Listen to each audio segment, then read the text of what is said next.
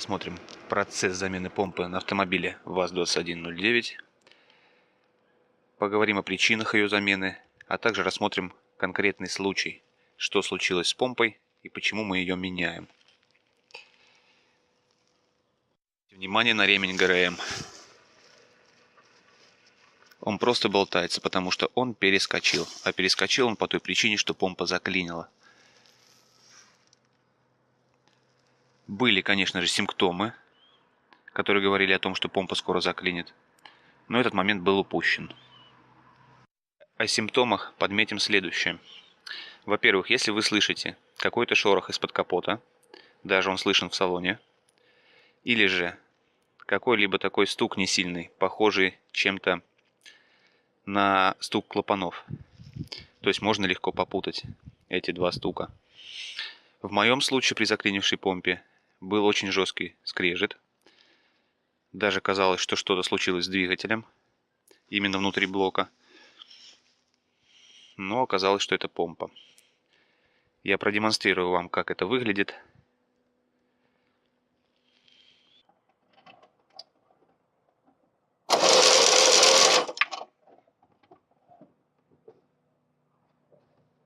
Жесткий скрежет, последствиями которого является выход ремня ГРМ из строя, то есть его повреждение. И второе, сбивается настроенное зажигание, после чего автомобиль не может продолжать движение. Что у меня и случилось. Выход только буксир, если на месте вы проблему устранить не можете. Какую помпу выбрать? В моем случае это Lada Стандарт.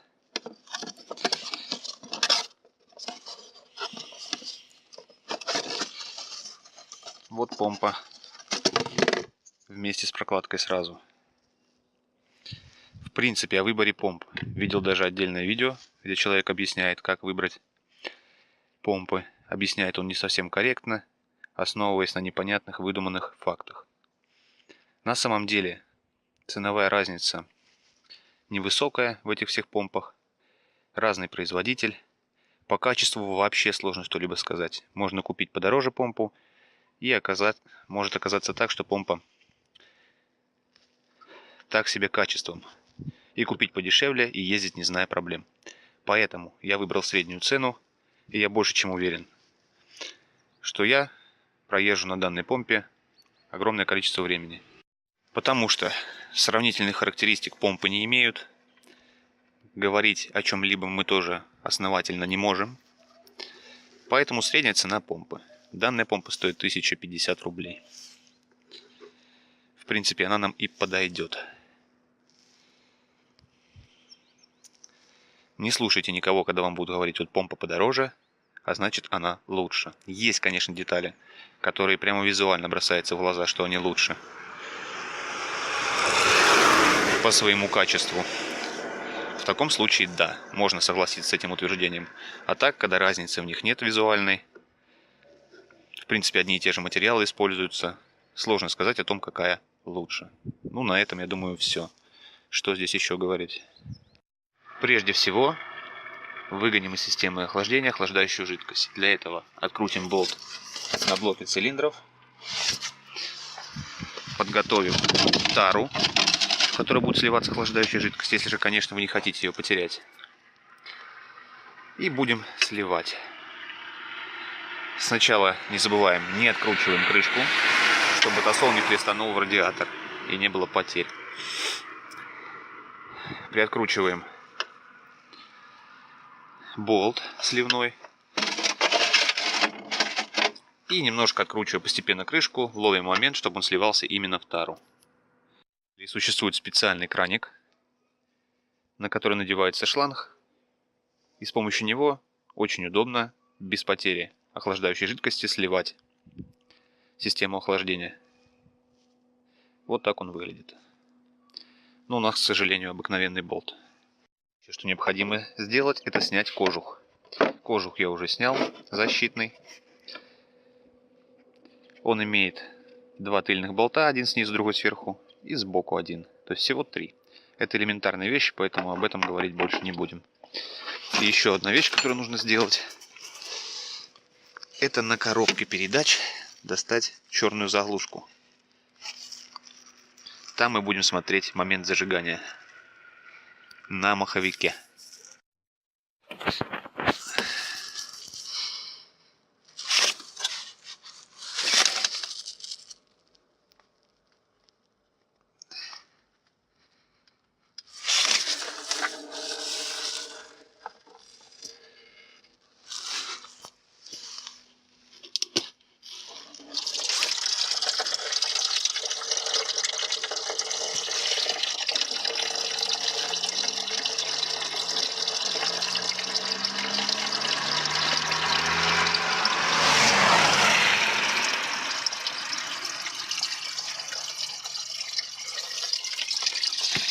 Теперь открутил чуть крышку, чтобы поток именно шел в тару. Не полностью крышку открутил. Полностью откручу, то слабо ударит радиатор и будут потери жидкости. Вот такая небольшая хитрость. Стоит выбор, как менять помпу. Во-первых, это с сохранением момента зажигания. И, как в моем случае, без сохранения момента зажигания. Так как у меня выбора нет, значит, я буду использовать второй способ, потому что ремень у меня провернулся и зажигание было в любом случае сбито. Но покажу и первый вариант. Сохранить момент зажигания. Берем ключик на 17. И здесь на шкиве есть меточка. Вот она видна. Проворачиваем ключ до тех пор, пока метка не совпадет с этим вот индикатором. По часовой стрелке вертим, пока не совпадет. И не спешим сначала что-либо раскручивать, в том числе и на натяжной ролик.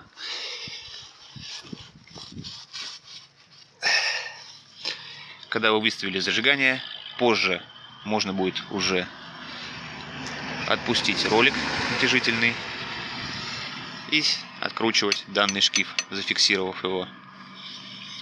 Это что касается сохранения момента зажигания. Демонтируем детали без сохранения момента зажигания, поэтому порядок демонтажа не важен. Можно снять сначала шкив распределительного вала, а потом натяжитель ослабить и снять, или наоборот, без разницы. Итак, чтобы снять шкив, нам понадобится зафиксировать ключиком на 10, вот таким. Там есть болтик как раз на 10, сюда его вставляем. Держим одной рукой. Я этого делать не смогу, потому что у меня камера в руках. А вторым ключиком на 17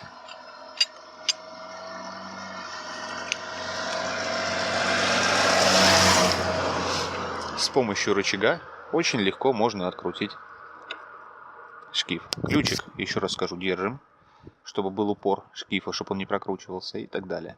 В общем, как-то так. В общем, я уже его сорвал. Сейчас откручу болтик.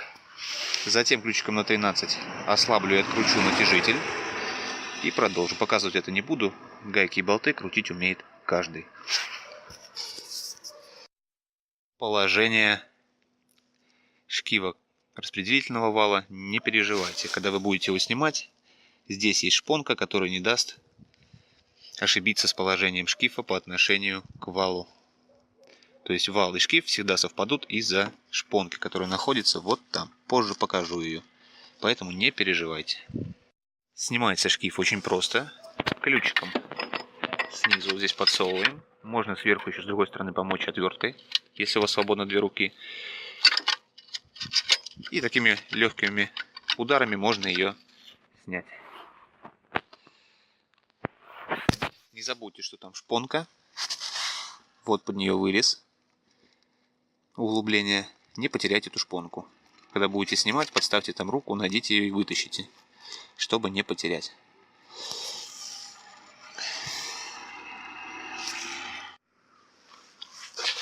В общем, шпонка сидит там плотно, поэтому вытестовать ее не стал. Вот, кстати, о ней я и говорил, что она фиксирует положение шкифа по отношению к валу. Насчет нижнего шкифа. Нижний шкив откручиваем в том случае, если вам необходимо заменить ремень ГРМ, если он у вас вот был поврежден. Я его менять не буду, чуть позже покажу, почему менять не буду. Я этот шкив снимать не буду. А так ключиком на 19, также с рычагом ставите на передачу, колесо отворачиваете максимально вправо, поворачиваете руль и откручиваете и данный шкив.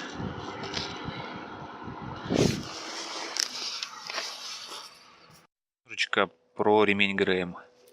Сейчас мы должны проверить его, находится ли он в целостности. Вот так пальцем по зубьям надо поводить. То есть данные элементы могут легко оторваться, поэтому нужно внимательно посмотреть, все ли в порядке с ремнем. Также сделать вот так и посмотреть, нет ли на нем трещин.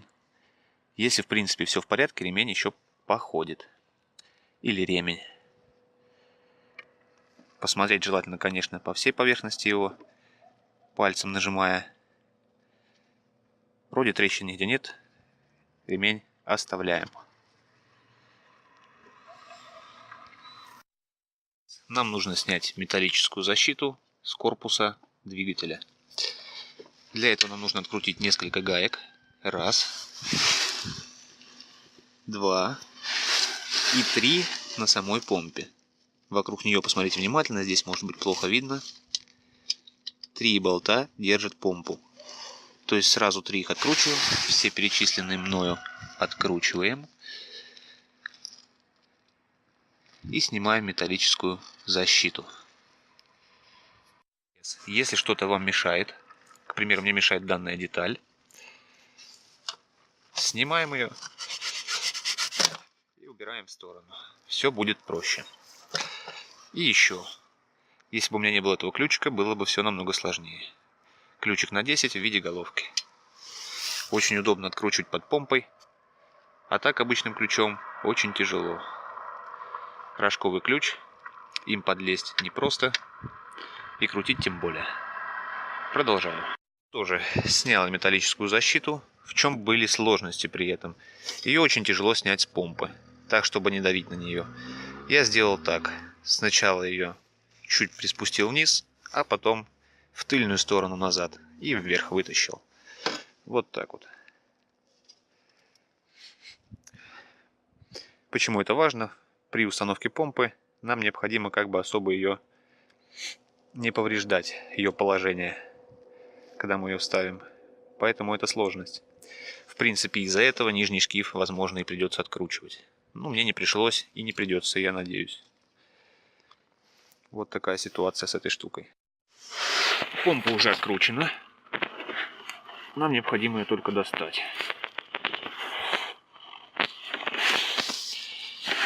Из-за времени она очень сильно прикипела, поэтому это непросто. Можно воспользоваться отверточкой и молоточком, немножечко ей помочь. Я тоже снимать это не буду. Вот здесь, между корпусом помпы и двигателем, можно немножечко ударить, не сильно. И помпа отойдет. Кому ее не жалко, можно постучать прямо по шкиву. Достается она также через низ.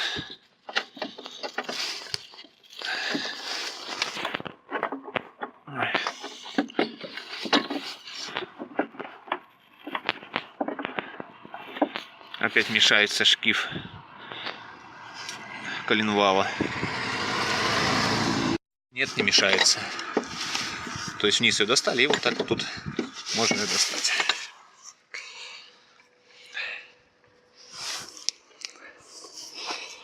Ее рассмотрим. Значит, во-первых, пытаться ее прокрутить нет смысла, потому что обратите внимание на зазор.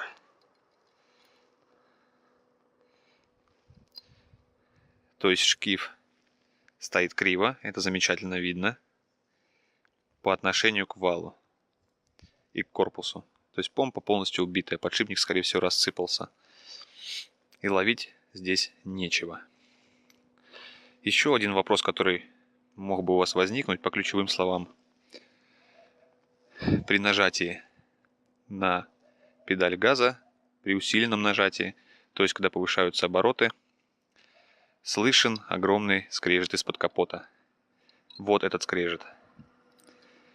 То есть не упускайте этот момент, чтобы не допустить полной блокировки помпы. Вот как в этом случае. То есть ее заклинило, и дальнейшего использования автомобиля становится невозможным. Вот такая история. В следующем этапе максимально зачищаем поверхность место посадки помпы. Даже можно с помощью мелкозернистой наждачки, чтобы поверхность была без остатков старой прокладки, без грязи и прочих недостатков. Далее пройдемся по ней обезжиривателем обязательно перед установкой, потому что будем использовать герметик. Сколько знаю людей, все используют герметик, несмотря на прокладку. Ну, не будем отклоняться от этой нормы. А также почистите болты, которые крепят помпу, и смажьте их силиконом перед установкой или какой-либо другой смазкой. То есть проводим подготовительные работы перед установкой. В принципе, все просто. Так, если у вас возникает вопрос о смазке помпы, то не каждую помпу, во-первых, можно смазать, потому что некоторые не имеют такого отверстия. В нашем случае есть такое отверстие. Закрыто оно шестигранным болтом.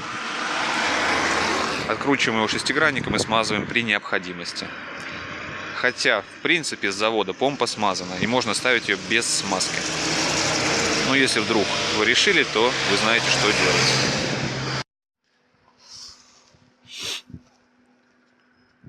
Смазки там предостаточно, поэтому мы добавлять не будем. Но в случае, если вам нужно, у меня был подготовлен шприц. И сюда добавляем смазку в это отверстие. В принципе, то же самое можно делать, когда помпа уже установлена на автомобиле. Или в случае, если она начала издавать звук. Первый признак ее поломки. Можно ее смазать. А так закручиваем обратно шестигранник. Здесь немножечко нужно его накернить, чтобы он не откручивался. И можно устанавливать помпу. Установки прокладки на помпу. Во-первых, не в любом положении отверстия совпадут. То есть обратите внимание, что здесь не совпало. Поэтому находите верное положение прокладки. И еще один момент. Во-первых, много роликов тоже видел. Люди о многом говорят, что прокладку ставить не нужно, если помпа не упирается, когда установлена. На самом деле не вижу смысла это испытывать, потому что когда помпа будет притянута, она может упереться и тереться о грани установочного места. Поэтому прокладку мы устанавливать будем. Герметик мы нанесем с одной стороны прокладки и с другой.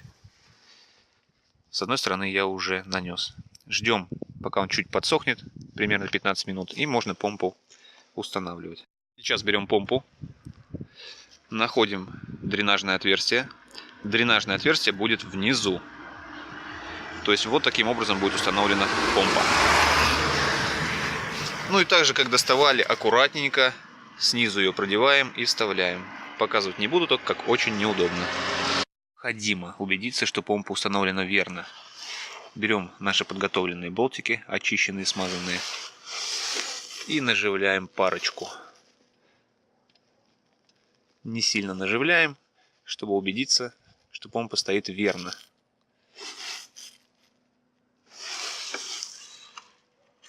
Так, вот я наживил два болтика сверху, третий не обязательно. То есть сейчас помпа находится в верном положении. Так она и останется. Теперь берем металлическую защиту. Здесь я немножко подправил, она была согнута. Почистил также. Сейчас аккуратненько ее нужно установить так же, как она была, при этом не размазав и не повредив помпу. Аккуратненько. Из какого положения вы это будете делать, найдите для себя удобный способ. О том, как это сделать, я уже говорил выше. Сейчас на этом этапе мы наживили все болтики и гайки, в том числе и на помпу, даже на помпу в первую очередь. Почему сразу не затягиваем? Потому что положение данной защиты должно быть определенным. И если мы затянем сразу на помпе, мы можем немножечко получить искривленное положение. Тем самым нам будет сложно поймать зажигание и так далее. Поэтому заживляем все болты, которые мы выкручивали. Ну а теперь можно и затянуть. Все. И помпу желательно посильнее. Но не до фанатизма. Помпа установлена. Все гайки и болты затянуты. Проверьте, хорошо ли крутится шкив помпы. Ничего ли не цепляет помпа внутри. Все замечательно. Также хочу обратить ваше внимание на шпильку натяжителя ремня ГРМ. Как вы можете заметить, моя шпилька вставлена другой стороной. Вообще сюда ставится в случае разбалтывания шпильки, то есть порчи резьбы. Ремонтная шпилька вставляется, нарезается резьба и вставляется ремонтная шпилька. Но я вышел из положения за счет смены сторон шпильки. То есть длинной стороной вкрутил ее хорошо в головку. Тем самым она еще походит. Почему я об этом говорю? Да потому что натяжитель ремня может являться одной из причин, по которой будет испорчена и помпа. Если он будет болтаться, то натягивать ремень, то ослаблять, то, естественно, может и помпа выйти из строя. И вторая причина – это неровно установленный шкив коленчатого вала. Есть такие подозрения. Не поленитесь и открутите и осмотрите его. Не испорчен ли он? Не разбито ли посадочное место под болтом? Потому что он тоже может являться причиной порчи помпы. Ну, сейчас наша задача выставить зажигание. Сейчас я вкратце покажу, как это сделать. Так как вы должны помнить, что мы говорили о двух вариантах. Первый – это с сохранением момента зажигания, второй – без сохранения. Вот мы сейчас будем работать по второму варианту.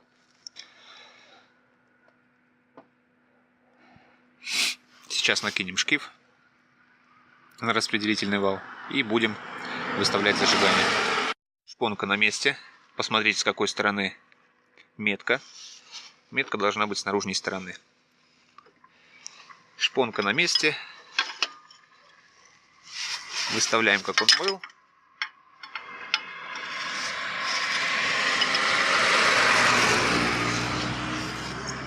И усаживаем его на место. Можно слегка подбить каким-либо предметом.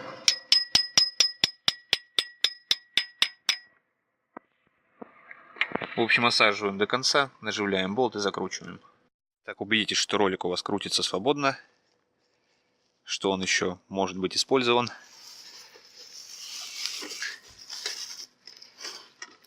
Можно сейчас его наживить, но пока не затягивать. Ремень пока не одеваем, сейчас будем выставлять зажигание. Момент перед настройкой зажигания. Если вам нужно все-таки снимать тот шкив коленчатого вала для удобства или замены ремня, то необходимо ослабить ремень генератора. Для этого откручиваем данную гайку и гайку внизу. Вот она. Ослабляем ремень и выполняем необходимые манипуляции.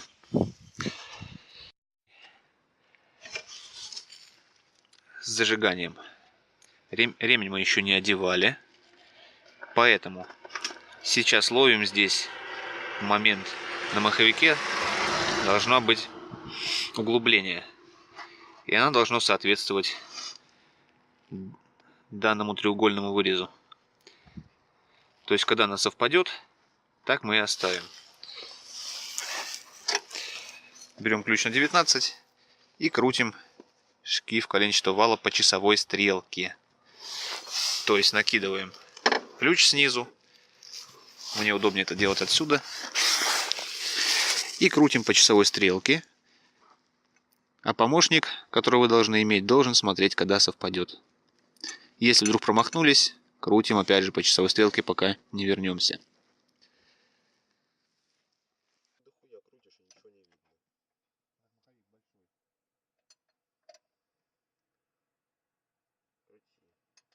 Стой. эта точка, но она не попадает. Вот видишь, Вот это она. Да? И что? Тут чуть-чуть надо, чтобы она прям попадала, да? Ты перекрутил, блядь. Сильно? Ну посмотри. Ну-ка, сейчас, стой. Чуть-чуть вперед еще. Вот как-то так. Вот таким образом должно совпасть метка на венце с данной меткой. А где звук у тебя? Ну а теперь на распределительном валу также настраиваем зажигание. Вот она меточка, можно ее наблюдать.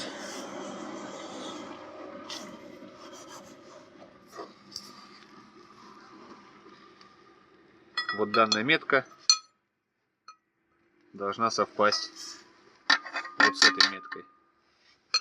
Также крутим по часовой стрелке.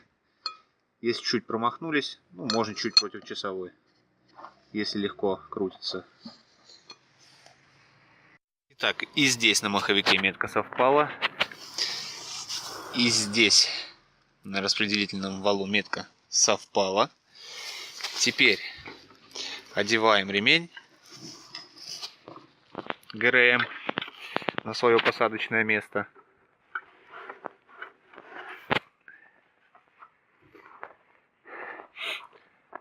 Натягиваем натяжитель и закручиваем его.